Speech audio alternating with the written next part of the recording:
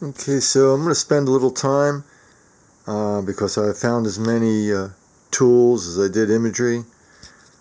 These first 3 rows here, these are all Oculars, or what do they call them? Net sinkers. I would say that they're Oculars, others would say they're net sinkers, but they all have, I believe the hole is close to the edge because it sits on the bridge of the nose. If it was a net sinker, I suspect they'd probably put it more in the middle, but I'm not arguing that, I'm just showing.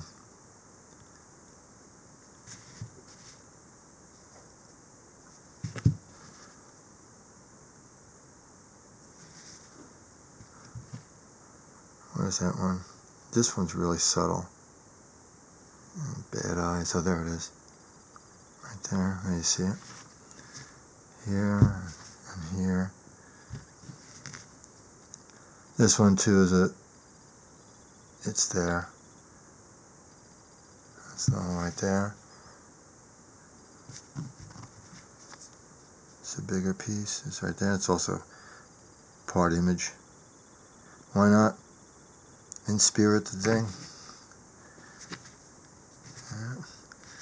And this guy right here. So these are all Oculars. All of them found mostly in Rockland County. There's a couple from Staten Island.